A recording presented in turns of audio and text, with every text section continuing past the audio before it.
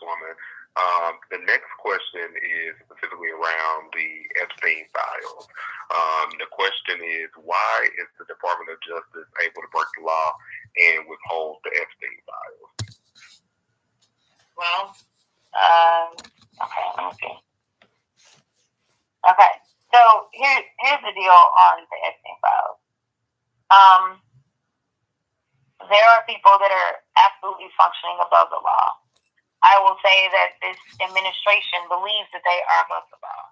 I have consistently made sure that I've made it clear that we need to make sure that there are going to be state and local prosecutors that are going to be at the ready once this administration is done, because I still don't know how much we'll be able to get done with the Department of Justice. They are serving in this moment. Pam Bondi will not be the Attorney General forever. Mark my words on that. And so having, this is a matter of the fox protecting the hen house. That's the issue that we are dealing with now. We have no daylight between the executive branch and the Department of Justice. We have no daylight between the executive branch and the House and the Senate. We have no daylight between anybody and the executive branch, and that is why we have gathered for No Kings rallies and things like that, because really a lot of people have ceded their power over to someone who has said multiple times that he wants to be a dictator. And the only way that you can do that in a democracy is if everybody else rolls over. And so the Department of Justice is the one that would typically do the enforcement. Now, we may have some options with our courts. We know that the only reason to shame has her charges dismissed and Comey had his charges dismissed was because the judiciary stood strong. We know that the only way that we were about to see some semblance of fairness as it relates to the state of Texas and our maps was because a Trump-appointed judge wrote a 160-page opinion, and in that opinion, he laid out why the maps were racist. And just so y'all know, because I testified in front of this 3-judge panel, I can tell you none of them were black. So I don't want y'all to think that this was a color thing. You know, I really long for the days that our judges are just calling balls and strikes and following the law. I will tell you there are plenty of judges that have done a lot better by us than the Supreme Court itself.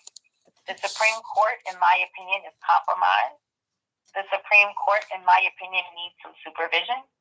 And the only body that can actually provide that supervision is the Senate. The Senate is the body that oversees the Supreme Court as well as the judiciary as a whole. And we also need to think about where we stand on asking people about things such as term limits for some of these judges.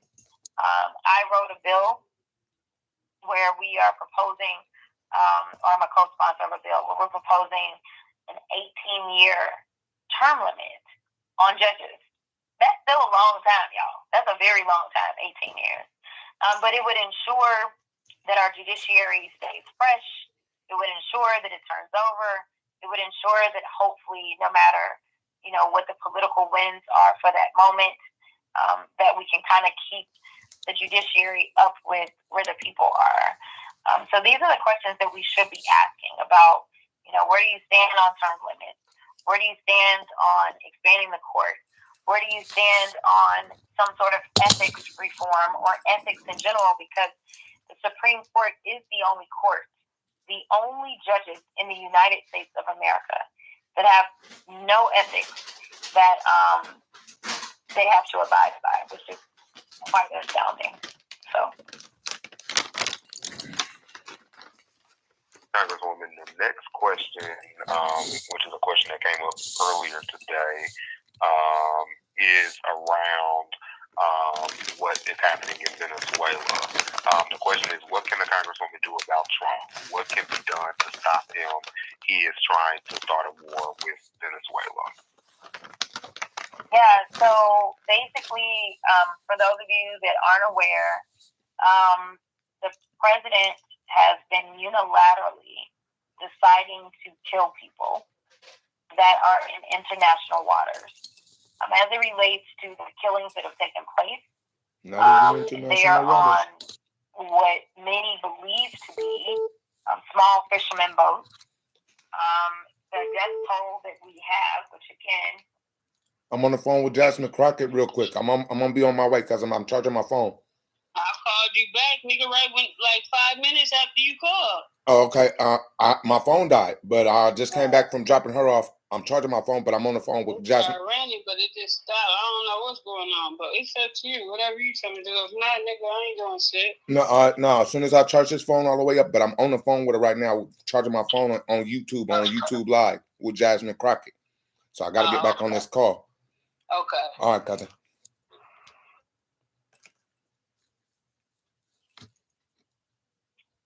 The president has argued that these are drug cartels that are trying to bring drugs to our borders. Even if that is the case, they've not made it to our borders, number one. Number two, we believe in due process in this country, which means that if you are accused of a crime, you have an opportunity to be told exactly what you're charged with and to defend against those charges.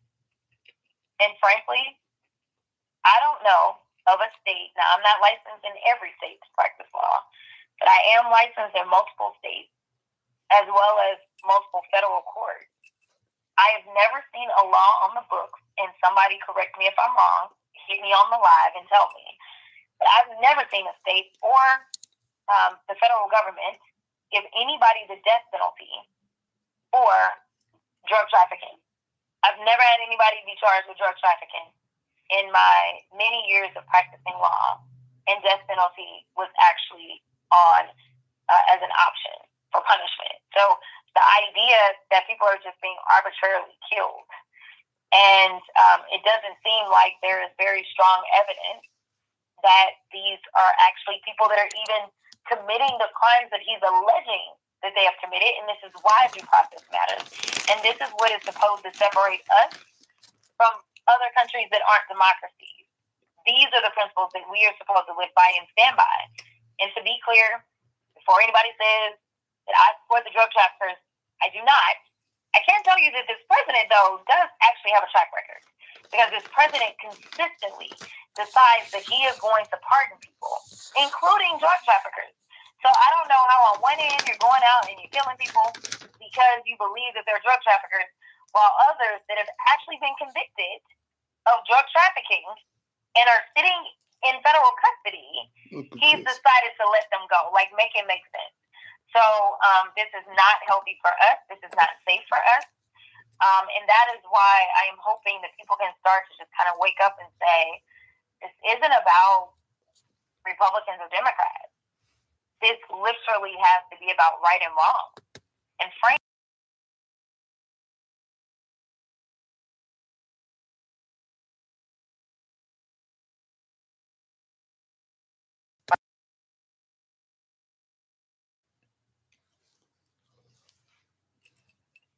Thank you, Congresswoman. I want to pause and just remind individuals that if you have not subscribed, or if you are not subscribed to receive our newsletter, that you can press *6 on your keypad, and that will be able to. That way, we'll be able to grab your email and add you to our distribution list. Now, look at this, Congresswoman. A question that we have is specifically around vaccines for children. The question is it safe to get vaccines for their children? They said, I don't trust RFK. okay, I'm going to answer that in 2 seconds.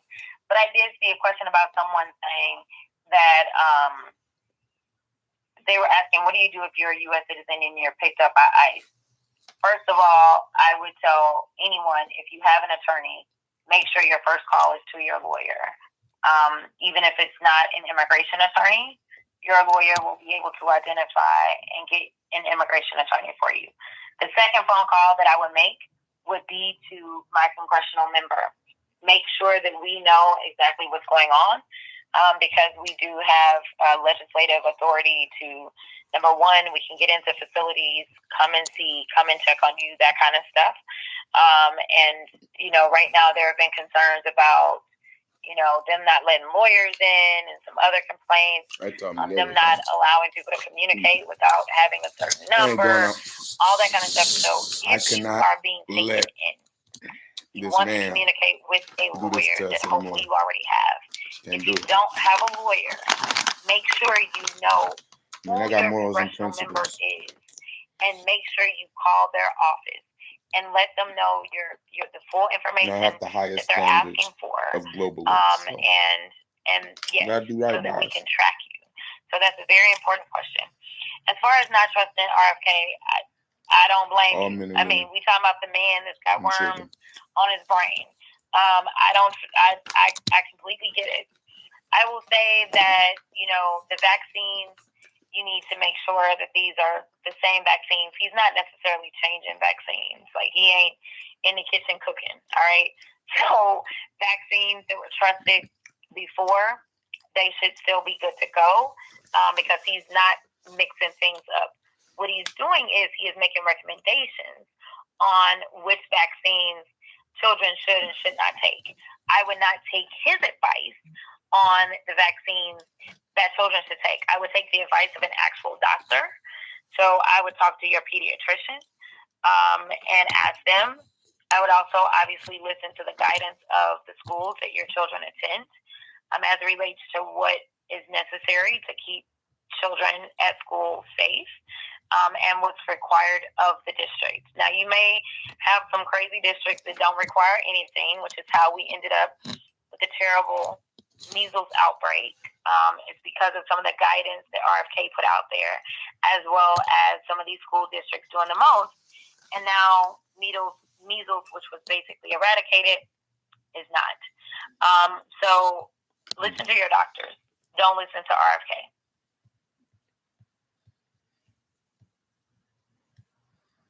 Thank you, Congresswoman. A quick question. Of course, this is our official Teletown Hall, but more of a technical question. Someone wants to know that, recognizing that you are running for the Senate, if you lose, will you continue to serve in Congress? In the House, excuse me. Okay, so we've got to get through this part. I'm on my official account, so I'm limited on things that I can say, but I can tell you that in the state of Texas, you have to pick one. And actually, that's just kind of across the board. So I will only be on the ballot for one position. That position is going to be for U.S. Senate. That means that I did not file for re-election to the U.S. House. I can tell you that, there are going to be races taking place for Texas 30, and then there's going to be a race for Texas 33. So they ended up cutting my district as it relates to strictly Democratic seats. They cut my district up. I currently reside in Texas 33, and about 500,000 of my constituents from Texas 30 are still. Hello. I'm here to collect your question. May I have your name, please? My name is Iveyez Bivens. My question is, has Miss Representative Crockett read case number 5, UTC 16-CV? Wait. Yes, ma'am. Case Case number 5. It would be the sign of the UTC sign. The two quotation marks, 16-CV-00797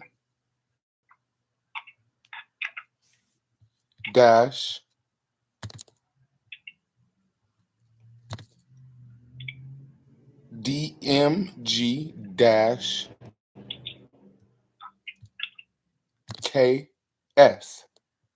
and page number 2. it would be CV-126 quotations mark 09/09 quotations. And this would be the Epstein files itself.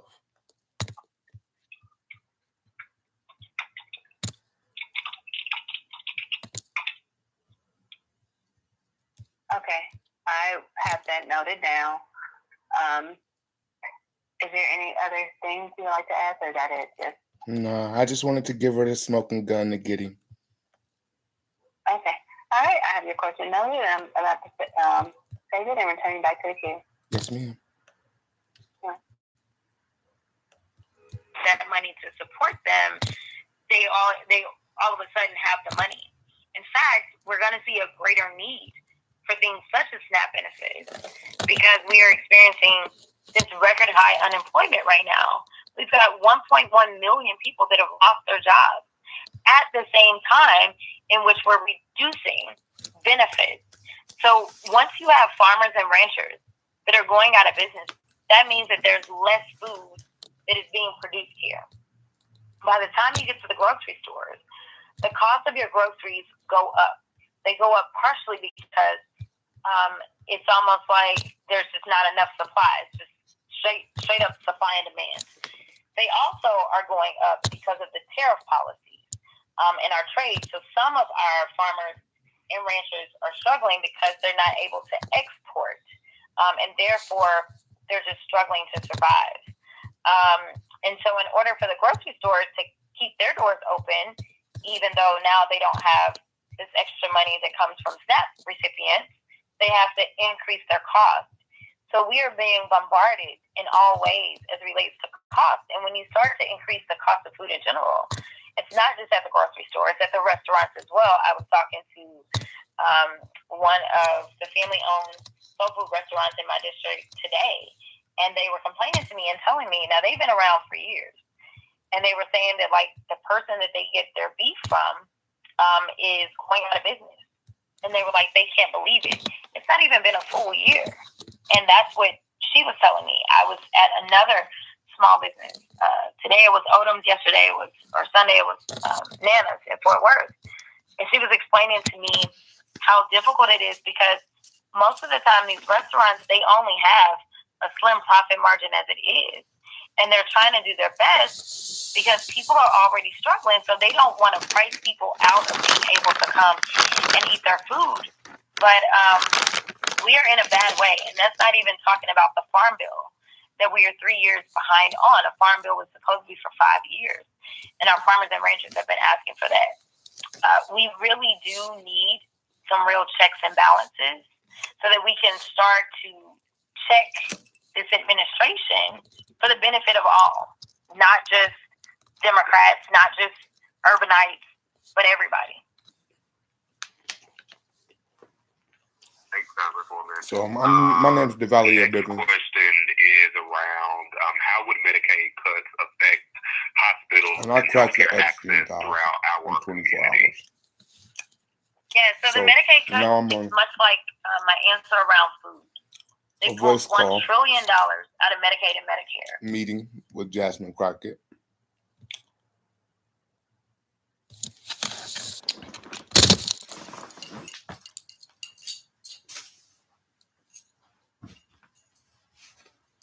And I just let them know about how deep the case is. And let's see what happens on the news tomorrow. Merry Christmas and God bless to all, and peace be upon the earth.